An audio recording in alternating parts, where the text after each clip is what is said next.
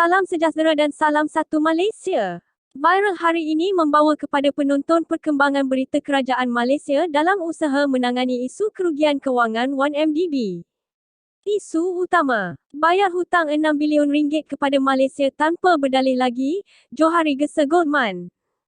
Goldman Sachs mengambil kesempatan atas rundingan tidak mencukupi yang dibuat oleh kerajaan terdahulu pimpinan Muhyiddin Yassin untuk menangguhkan pembayaran sejumlah besar yang masih terhutang kepada Putrajaya bawah perjanjian penyelesaian yang dimeterai lebih 2 tahun lepas, kata bekas Menteri Kewangan kedua Johari Gani.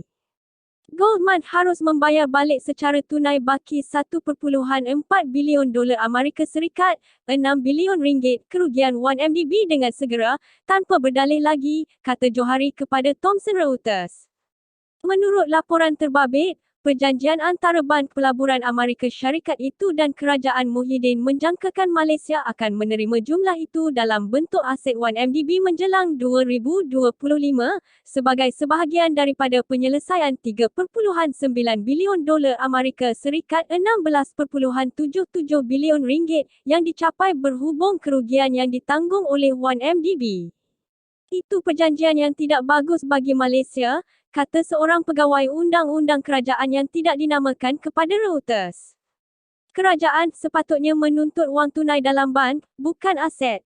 Mereka telah kehilangan inisiatif.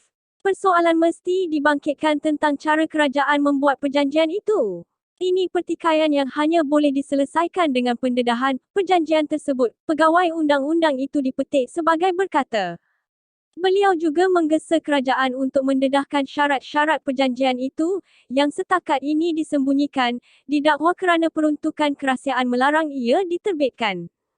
Pertikaian antara bank itu dan Putrajaya tertumpu pada dua perkara, penilaian aset 1MDB, dan keengganan Malaysia untuk mengejar aset asing yang dikenal pasti oleh Goldman sebagai berkait dengan 1MDB. Satu aspek pertikaian itu berkait dengan peruntukan dalam perjanjian yang menyatakan bank itu menjamin Putrajaya akan menerima aset 1MDB bernilai $500 juta Amerika Serikat $2.15 bilion menjelang Ogos tahun lepas. Jika itu tidak tercapai, Goldman diwajibkan membayar bayaran interim sebanyak $250 juta Amerika Serikat kepada kerajaan. Bagaimanapun, pembayaran itu tidak dibuat, dengan Goldman dan kerajaan tidak bertelagah tentang nilai aset yang dikenal pasti. Putrajaya berkata, aset-aset berkenaan hanya bernilai $420 juta Amerika Serikat, $1.8 bilion. Goldman mempertikaikan penilaian itu dengan berkata, kerajaan Malaysia telah, secara sepihak, mengurangkan nilai aset-aset tersebut sebanyak $80 juta Amerika Serikat $344 juta. Bank itu juga mendakwa kerajaan enggan memasukkan aset besar lain apabila membuktikan hasil yang telah diperolehi semula.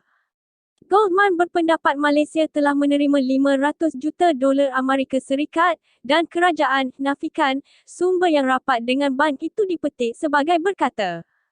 Goldman mempertikaikan penilaian itu dengan berkata, kerajaan Malaysia telah, secara sepihak, mengurangkan nilai aset-aset tersebut sebanyak $80 juta Amerika Serikat $344 juta. Bank itu juga mendakwa kerajaan enggan memasukkan aset besar lain apabila membuktikan hasil yang telah diperolehi semula. Goldman berpendapat Malaysia telah menerima $500 juta Amerika Serikat dan kerajaan nafikan sumber yang rapat dengan bank itu dipetik sebagai berkata. Bank itu juga mendakwa Malaysia tidak berusaha keras untuk mendapatkan semula aset yang dikaitkan dengan 1MDB. Anda perlu mengambil langkah untuk mendapatkannya. Ia tidak akan berlaku secara pasif, kata sumber itu sambil menambah, Malaysia tidak proaktif dalam usaha meneruskan perolehan semula aset tersebut. 2 minggu lepas, Perdana Menteri Anwar Ibrahim menuntut Goldman menghormati penyelesaiannya dengan kerajaan atas peranannya dalam skandal 1MDB. Katanya, bank itu tidak seharusnya menggunakan kekuatan kewangannya untuk menentukan syarat-syarat. Dalam temu bual bersama Haslinda Amin daripada Bloomberg Television, Anwar menggesa agar Goldman menyelesaikan pertikaian berhubung perjanjian penyelesaian yang dimeterai pada Julai 2020 dengan Malaysia. FMT Bayar hutang RM6 bilion kepada Malaysia tanpa berdalih lagi, Johari gesa Goldman.